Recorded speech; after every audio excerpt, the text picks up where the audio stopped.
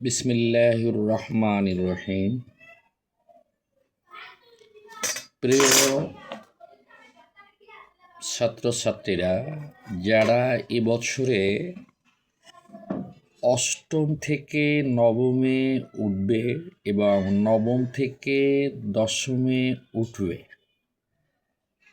তাদের উদ্দেশ্যে আমি কিছু গাইডলাইন অর্থাৎ কিভাবে বাংলা প্রথম পত্রটা শুরু থেকে পড়লে বছরের ভিতরে তোমার সমস্ত গদ্য পদ্যগুলো ক্লিয়ার হয়ে যাবে। বিশেষ করে এসএসসি পরীক্ষার সময় তোমার কোনো তাড়াহুড়ো লাগবে না, যার কারণে আমি এবছর শুরু থেকেই গদ্যগুলো সিলেবাসভুক্ত এবং কবিতাগুলো সুন্দরভাবে আলোচনা করব। তোমরা যারা 9-এ উঠবে এবং 10-এ উঠবে, সবারই যে গল্পগুলো থাকতে পারে, এর মধ্য থেকে আমি আজকের একটা গল্প নিয়ে আলোচনা করতে চাই। তবে আমার আলোচনা অত দীর্ঘ হবে না, যেহেতু বড় লেকচারগুলো অনেক ছাত্ররা রিসিভ করতে পারে না।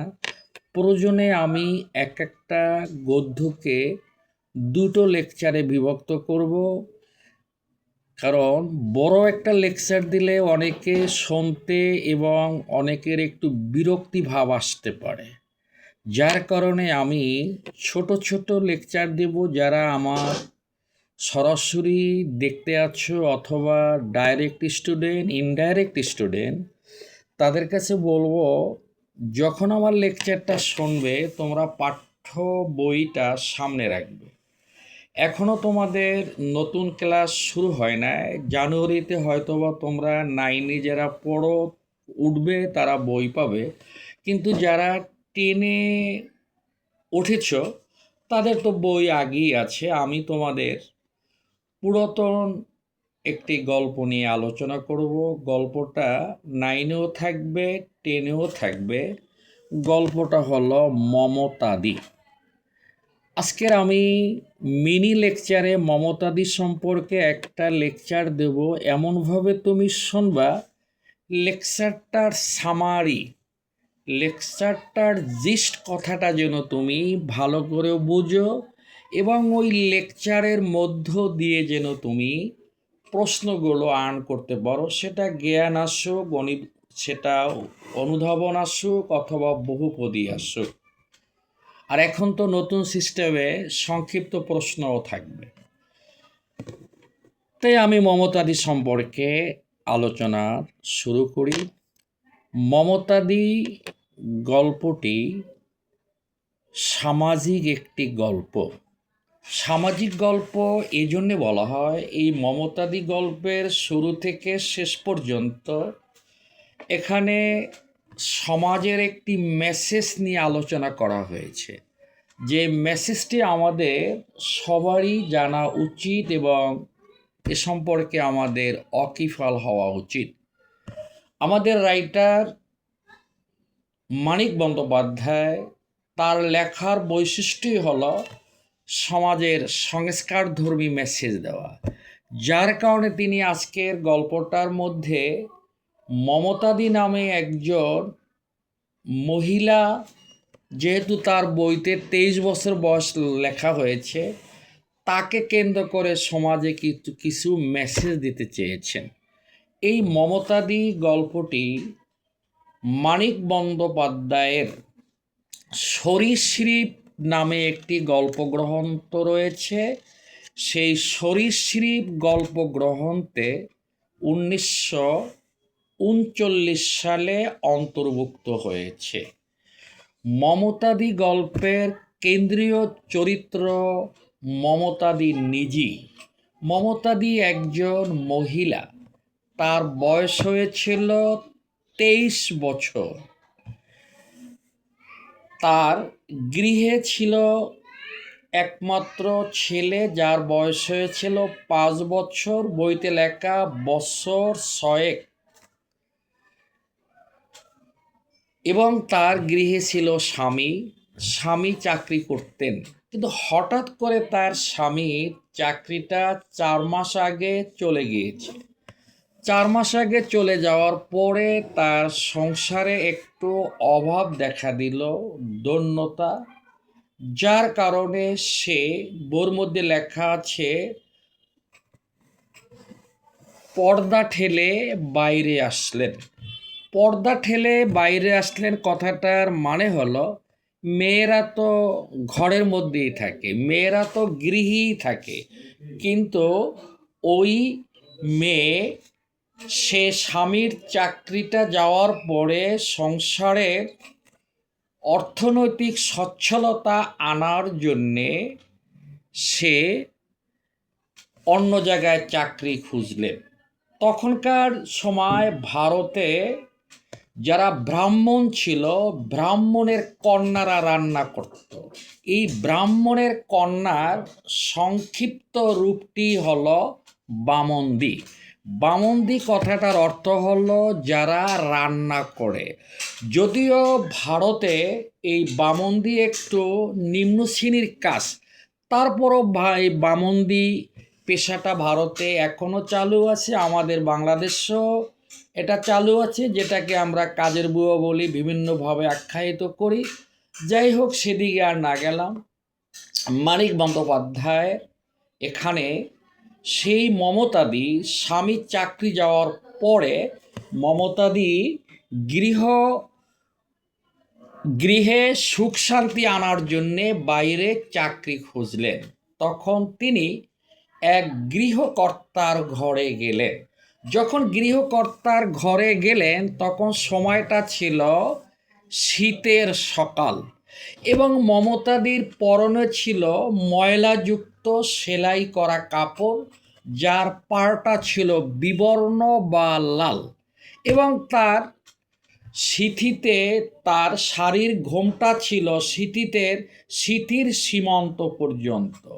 তিনি যখন গৃহকর্তার ঘরে গেলেন তখন গৃহকর্তা স্ত্রী শীতের সকালে ফুলকপি কুটছিলেন।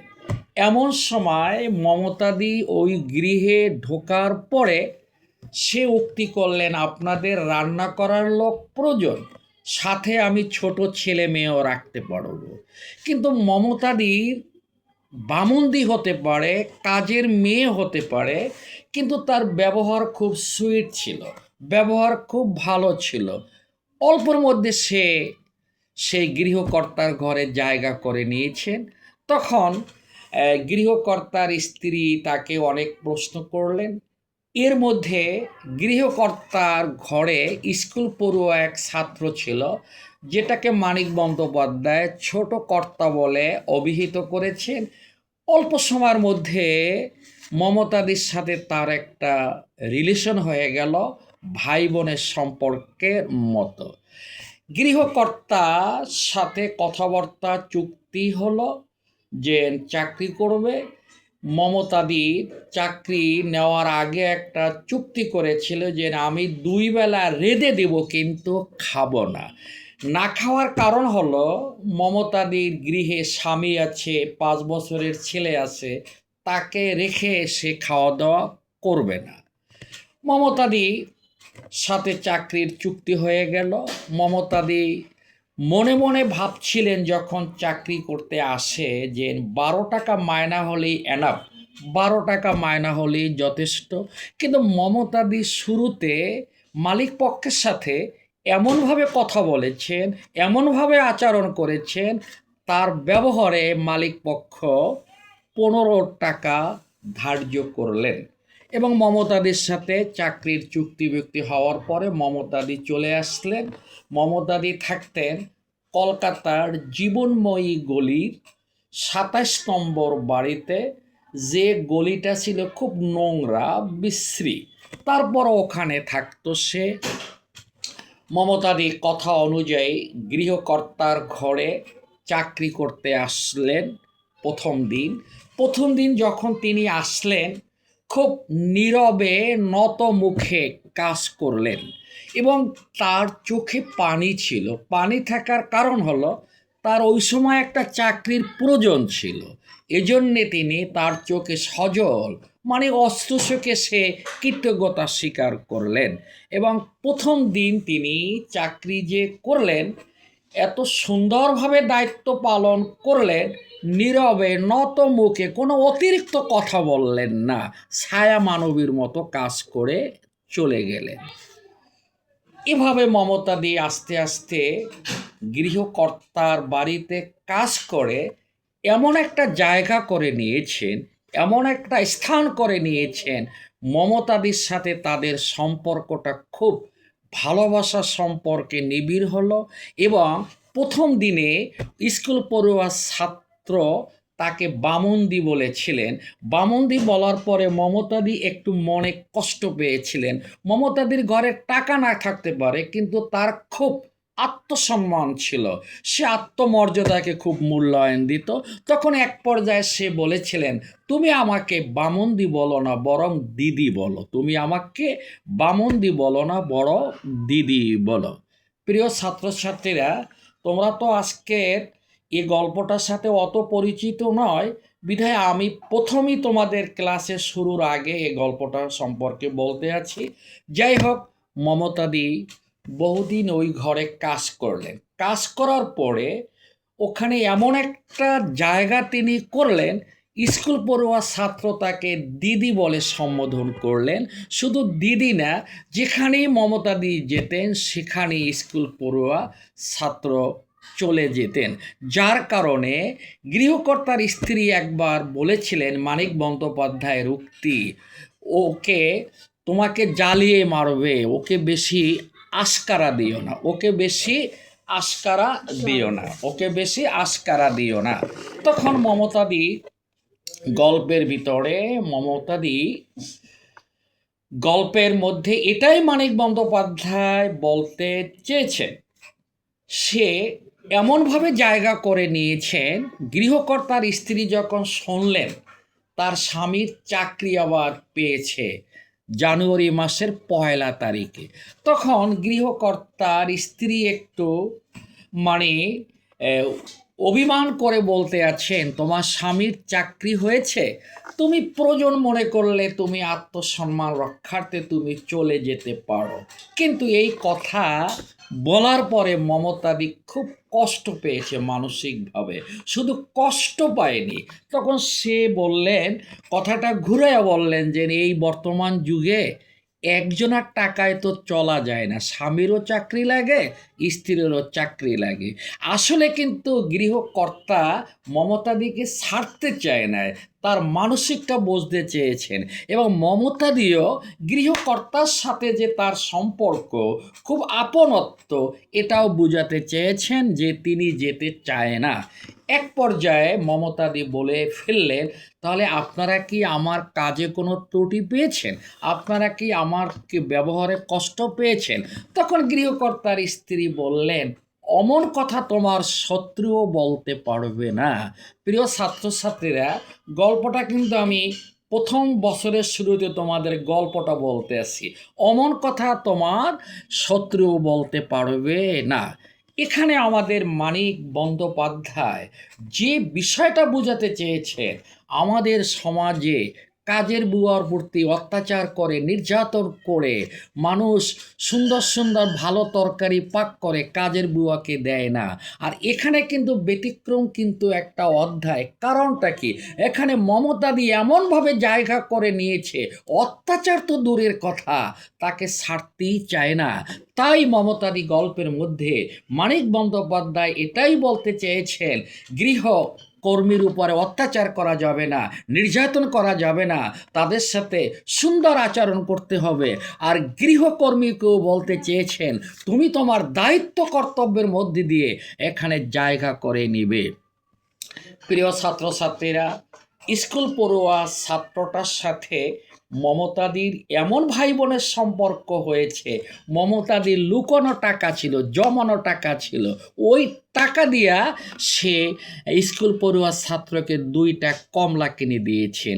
এমনকি একদিন তাকে স্কুলে আনতে যে জীবনময়ী গলির তার যে বাড়িতে নিয়ে গেলেন এবং তার ঘরের মধ্যে খাদ্য বলতে কিছু ছিল না, কিছু মুড়ি ছিল এবং তার ভাঙ্গা একটা চৌকি ছিল, ট্রাং ছিল।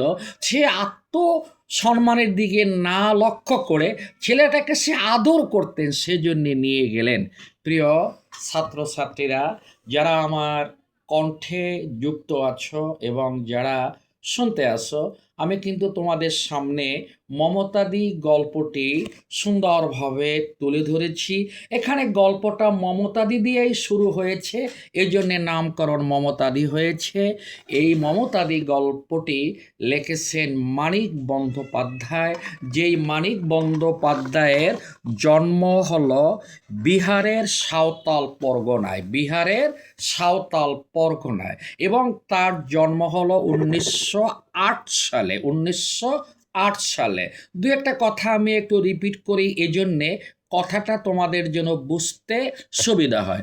এই মানিক বন্দ্যোপাধ্যায় মৃত্যুবরণ করেন 1956 সালের 3 ডিসেম্বর। এই মানিক বন্দ্যোপাধ্যায়ের পিতৃত্ব, তার পিতামাতা তার নাম রেখেছেন প্রবোধ কুমার বন্দ্যোপাধ্যায়। এই মানিক বন্দ্যোপাধ্যায়ের সবচেয়ে বড় কারিশমা হলো, বড় কৃতিত্ব হলো, তিনি গণিত বিষয়ে অনার্স পাশ করে বিখ্যাত হয়েছেন বাংলা বিষয়। এই মানিক বন্দ্যোপাধ্যায় আমাদের জন্যে অনেক কিছু লিখলেও সবচেয়ে বড় কৃতিত্ব হলো তিনি 20 বছর বয়সে বন্ধুদের সাথে জেদ করে অতসীমামি একটি গল্প লিখেছেন এবং এই মানিক বন্দ্যোপাধ্যায়ের যতগুলো উপন্যাস রয়েছে এর মধ্যে আলোচিত এবং হিট করা হলো পদ্মা নদীর মাঝি, পুতুল নাচের ইতিকথা, চিহ্ন, এবং তিনি দিবারাত্রি কাব্য নামে একটা লিখেছেন উপন্যাস, কাব্যিক আকারে উপন্যাস লিখেছেন। প্রিয় ছাত্রছাত্রীরা, এই গল্পটার ভিতরে আমরা এতক্ষণ যে মেসেজ দিলাম, এক নজরে আমি কিছু প্রশ্ন আকারে, সেটা জ্ঞান হতে পারে, অনুধাবন হতে পারে, সিকিউ হতে পারে, বহুপদী হতে পারে। প্রথমে আমরা জানব মমতাদির বয়স কত হয়েছিল। মমতাদির বয়স হয়েছিল 23 বছর। তারপরে জানব মমতাদি কে। মমতাদি একজন মহিলা, যাকে আমরা বামন্দি হিসাবে জানি। বামন্দি মানে যে রান্না করে, যে পাক করে। মমতাদির স্বামীর চাকরি গিয়েছিল কয় মাস আগে? 4 মাস আগে। প্রিয় ছাত্রছাত্রীরা, মমতাদির ঘরে কে কে ছিল? স্বামী ছিল এবং 5 বছরের একটি ছেলে ছিল। মমতাদির স্বামীর চাকরি যাওয়ার পরে পর্দা ঠেলে সে আবার বাইরে আসলেন চাকরির জন্যে। চাকরির যে বিভিন্ন জায়গায় যে তিনি চাকরির জন্যে আবেদন করেছেন, এটা পরীক্ষায় আসে। তার চাকরির আবেদনটা কেমন ছিল? নিঃসংকোচ আবেদন। নিঃসংকোচ আবেদন বলতে বোঝায় যে আবেদনের মধ্যে কোনো ডিপ্রেশন ছিল না, কোনো কষ্ট ছিল না, দুঃখ ছিল না। বাই হুক অ্যান্ড কুক তার একটা চাকরি প্রয়োজন। এই মমতাদি গল্পের ভিতরে, এই মমতাদি যখন চাকরি নিতে গেলেন, খুব সকালে গৃহকর্তার ঘরে গেলেন। তার পরনে ছিল ময়লাযুক্ত সেলাই করা কাপড় এবং তার ঘোমটাটা ছিল সিঁথিতে সিঁদুর পর্যন্ত। এরপরে প্রশ্ন আসতে পারে, মমতাদি মনে মনে কত টাকা মায়না ভেবেছিলেন? সে আসলে 12 টাকা মনে মনে ভেবেছিলেন, কিন্তু তাকে দেওয়া হয়েছিল 15 টাকা। মমতাদি ওখানে যাওয়ার পরে যখন গৃহকর্তার ঘরে গেলেন, তখন তার স্ত্রী কি করছিলেন? ফুলকপি করতেছিলেন। এখানে মমতাদি গল্পের ভিতরে আর একটা প্রশ্ন সুন্দরভাবে, যে মমতাদির সাথে যখন কথাবার্তা হলো, আর্গুমেন্ট হলো, তখন তিনি চাকরির সময় কোন চুক্তিটা করেছিলেন? এখানে একটা উক্তি ছিল, 2 বেলা রেঁধে দেব কিন্তু খাবো না। 2 বেলা রেঁধে দেব কিন্তু খাবো না। মমতাদি চাকরি করলেন, তিনি কিভাবে জায়গা করলেন? দায়িত্ব এবং কর্তব্যের মধ্য দিয়ে জায়গা করলেন। দায়িত্ব এবং কর্তব্যের মধ্য দিয়ে জায়গা করলেন। প্রিয় ছাত্রছাত্রীরা, তোমরা গল্পটা ভালো করে পড়লে আর আমার যদি গল্পটা ভালো করে শোনো, হয়তোবা তোমাদের কিছুটা হলেও লাভ হবে। মমতাদি গল্পের মধ্যে স্কুল পড়ুয়া ছাত্রটাকে তিনি কি কিনে দিয়েছিলেন? এখানে ফেরিওয়ালার কাছ থেকে 2টা কমলা কিনে দিয়েছিলেন। ফেরিওয়ালার কাছ থেকে 2টা কন্যা কেড়ে দিয়েছিলেন। প্রিয় ছাত্রছাত্রীরা, এই মমতাদি বাস করতেন কলকাতার জীবনময়ী গলির 27 নম্বর বাড়ির একতলায়, কিন্তু ওই গলিটা ছিল খুব নোংরা, বিশ্রী। প্রিয় ছাত্রছাত্রীরা, এখানে কয়েকটা শাব্দিক অর্থ আছে কঠিন। বাছা, বাছা মানে অল্প বয়সের ছেলে। আরেকটা শব্দ আছে অপ্রীতিভ, মানে অপ্রীতিভ বলতে বোঝায়, এখানে অপ্রীতিভ কথাটা তোমরা অনেকেই বুঝতে পারো, কিন্তু তোমার বইয়ের মধ্যে অপ্রীতিভ কথাটার অর্থ হলো অপ্রস্তুত। এরপরে বামন্দি বলতে বোঝায় যারা রান্না করে, পাক করে, মহিলাদেরকে বোঝানো হয়েছে। আর একটা শব্দ আছে হরির লুট, অর্থাৎ ছড়িয়ে ছুটিয়ে দান করা। প্রিয় ছাত্রছাত্রীরা, আজকের আমি তোমাদের আলোচনাটা সেই গল্পের মতোই বললাম, পরীক্ষার প্রশ্ন আকারে বললাম না, কিন্তু আশা করি তোমরা যারা আমার কথাগুলো শুনেছ, যারা সরাসরি শুনেছ, তারা গল্পটা বুঝতে পেরেছ। এই গল্পটার মধ্য থেকে আমাদের লেখক আমাদের যে মেসেজ দিতে চেয়েছেন, 1 নম্বর মেসেজ হলো গৃহ কর্মীর ওপর অত্যাচার করা যাবে না, এবং গৃহকর্মীকে বলেছেন তুমি দায়িত্ব কর্তব্যের মধ্য দিয়ে জায়গা করে নিবে। আমি সিদ্দিকী স্যার তোমাদের আজকে যে ক্ষুদ্র একটা লেকচার দিলাম, তোমরা আমার লেকচারটা শুনবা, এবং তোমরা যদি আমার কাছে অনলাইনে ক্লাস করতে চাও, আমার নম্বরটা লিখে রাখো, সিদ্দিকী স্যার 01926, আবার শোনো, 01926919621, এবং আমার একটা গ্রামীণ নম্বর আছে 01789069698। প্রিয় ছাত্রছাত্রীরা, আমি প্রতি শুক্রবার শনিবার লাইভে ক্লাস করি, এটা ফ্রি ক্লাস, এবং তোমরা শুনবা। প্রতি শুক্রবার শনিবার আমি রাত 9টায় ক্লাসের সিদ্ধান্ত নিয়েছি। জানুয়ারি থেকে আমি বর্তমানে কিছু ফ্রি ক্লাস করব, তোমরা লাইভে থাকো, আর এখানে আমার ভিডিওটাও শুনতে পারো। ভালো থাকো। আজকের যে তোমরা আমাকে সময় দিলে, তোমরা আমার সাথে রইলে, তোমাদেরকে ধন্যবাদ। Very thanks. সবসময় লেখাপড়ার মধ্যে থাকবে। বি অ্যাফ্রেড অফ আল্লাহ। আসসালামু আলাইকুম।